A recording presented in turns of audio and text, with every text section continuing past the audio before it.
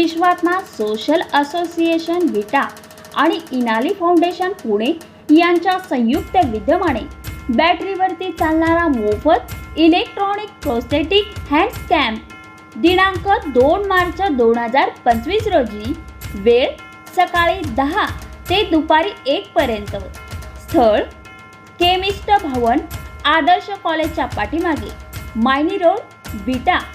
Mobile number 9579 33 66 27.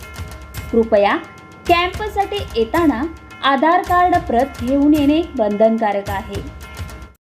Subscribe करा आणि पाहत राहा विटा क्रांती न्यूज. HSRP नंबर प्लेट म्हणजे काय रे भाऊ? सरकारने 2019 पूर्वीच्या सर्व प्रकारच्या वाहनांसाठी 30 एप्रिल 2025 पर्यंत HSRP नंबर प्लेट बसवणे अनिवार्य केले असून, जर ती बसवली नाही तर जबरदंड बसू शकतो. मात्र ही नंबर प्लेट म्हणजे नेमका काय प्रकार आहे? साध्या नंबर प्लेटमध्ये आणि या नंबर प्लेटमध्ये नेमका काय फरक आहे याचाच आढावा आपण आजच्या वृत्तात घेऊया. HSRP म्हणजे हाय सिक्युरिटी रजिस्ट्रेशन प्लेट्स, अशी नंबर प्लेट की ज्यामध्ये छेडछाड करता येत नाही. प्रयत्न केल्यास ती नंबर प्लेट तुटून जाते. ती नंबर प्लेट सहज व पटकन स्कॅन होते. गाडीच्या मालकापर्यंत पोहोचणे जलद शक्य होते. एका क्लिकवर वाहन मालकाचा संपूर्ण डाटा मिळतो. मात्र एवढे असूनही महाराष्ट्रात या नंबर प्लेटवरून एवढा गदारोळ माजण्याचे कारण काय? तर सर्वोच्च न्यायालयाने दिलेल्या एका खटल्यातील आदेशानुसार केंद्र सरकारला HSRP नंबर प्लेट सर्व वाहनांसाठी बंधनकारक करण्याचे आदेश दिले होते. यानंतर कर्नाटक राज्याने ते अंमलातही आणले आहे. पण महाराष्ट्र सोडून इतर राज्यात नंबर प्लेटचे दर अत्यंत कमी आहे. महाराष्ट्रात वाहनांची संख्या सर्वाधिक असूनही तिप्पट दर आकारणी केली जात आहे. नंबर प्लेटसाठी नेमलेल्या तिन्ही कंपन्यांचे मालक काही मंत्र्यांच्या जवळचे असल्याचा आरोप केला जात आहे. एका वृत्तवाहिनीने केलेल्या स्टिंग ऑपरेशननुसार ज्या ठिकाणी RTOच्या अधिकृत संकेतस्थळावर स्लॉट बुक केल्यानंतर किमान 1 महिना लागतो, त्या ठिकाणी एखाद्या एजंटला गाठले असता 4 पट पैसे भरून 3ऱ्या दिवसापर्यंत नंबर प्लेट बसवता येते.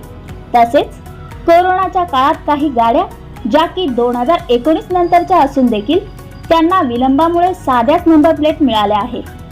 आता त्या बदलायच्या असल्यास संकेतस्थळावर बोथ आर ब्रोकन असे सिलेक्ट करून पोलिसांमधील FIR ची प्रत जोडावी लागते.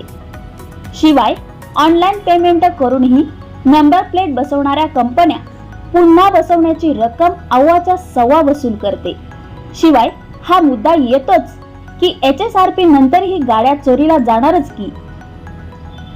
2020 नंतरही गाड्या चोरी होण्याचे प्रमाण फारसे कमी झाल्याचे आढळत नाही.